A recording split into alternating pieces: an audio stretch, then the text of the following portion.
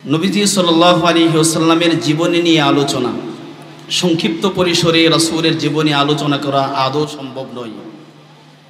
পৃথিবীতে তিনি এমন একটি সময় এসেছিলেন যখন এই সময়টাকে বলা হতো নো রিটার্ন পয়েন্ট।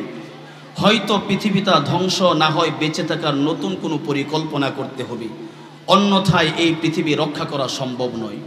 তার কারণ ছিল মানুষের মনুষ্যত্ব এতই নিচে নেমে গিয়েছিল যেটাকে আর মনুষ্যত্ব বলা চলে না। আল ইরশাদ মিডিয়া, হক্কানি আলেমদের আস্থার ঠিকানা। একজন মানুষ, একজন নারী ভোগ করত।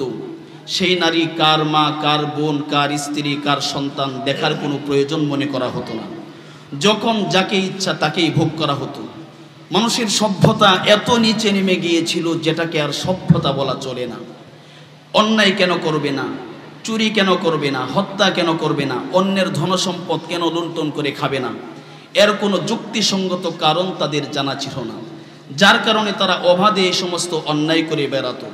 সম্মানিত উপস্থিতি, বলতে গেলে অনেক কথাই বলতে হয়।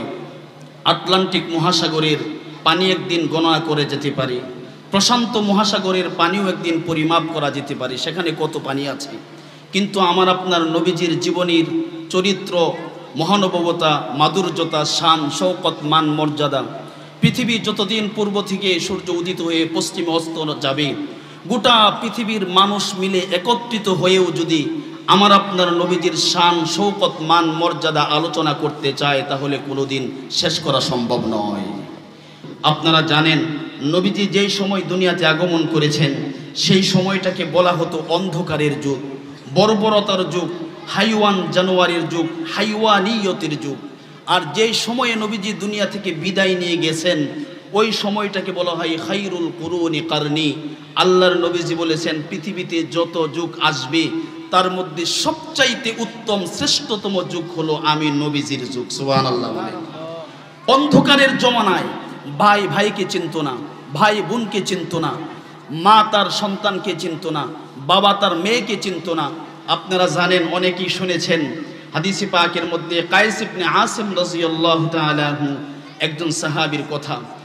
তিনার একজন মেয়ে হয়েছিল, এই মেয়েকে জীবন্ত দাফন করেছিল। এমন একটি সময় ছিল যে সময়ে নারীর মর্যাদা বলতে কোনো কিছু ছিল না, যে সময়ে নারীর অধিকার বলতে কোনো কিছুই ছিল না। এমন একটা সময়ে আল্লাহ রাব্বুল আলামিন আমার আপনার নবীকে পৃথিবীতে রাহমাতাল লিল আলামিন সার্টিফিকেট দিয়ে পাঠাইলেন। ওগো নবী, আপনি দুনিয়াতে যান, দুনিয়াতে গিয়ে আপনি মানুষদেরকে আমার মুখে করবেন, আমি আপনাকে সার্টিফিকেট দিলাম, তামাম দুনিয়ার রহমত স্বরূপ হয়ে আপনি দুনিয়াতে পদার্পণ করুন। সুবহানাল্লাহ বলেন। নবীজি পৃথিবীতে রহমত হয়ে এসেছিলেন। আল্লাহর যত সৃষ্ট জীব আছে তামাম সৃষ্ট জীবের মধ্যে আল্লাহ রাব্বুল আলামিন আমার আপনার নবীকে রহমত স্বরূপ পাঠিয়েছিলেন। তিনি গাছের জন্য রহমত যেমন ছিলেন, মাছের জন্য রহমত ছিলেন, তিনি পশু পাখির জন্য রহমত ছিলেন।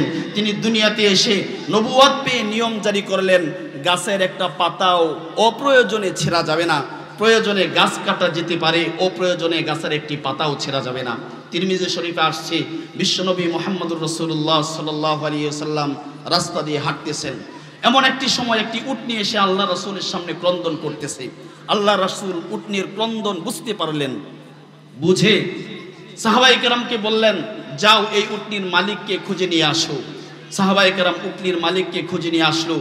উটনির মালিককে আল্লাহ রাসূল বললেন, তুমি এই উটনি দিয়ে তুমি পরিপূর্ণ ফায়দা অর্জন করো, কিন্তু উটনিকে তুমি কষ্ট দাও। আল্লাহ রাসূল সাল্লাল্লাহু আলাইহি ওয়াসাল্লামের কথায় ওই ব্যক্তি বললেন, ইয়া রাসূলুল্লাহ, আপনি কিভাবে বুঝতে পারলেন? আল্লাহ রাসূল বললেন, আমি উটনির ক্রন্দন দেখে বুঝতে পেরেছি। ওই ব্যক্তি তৎক্ষণাৎ আল্লাহ রাসূলের উপর ঈমান এনে ইসলাম গ্রহণ করেছেন। সুবহানাল্লাহ বলেন।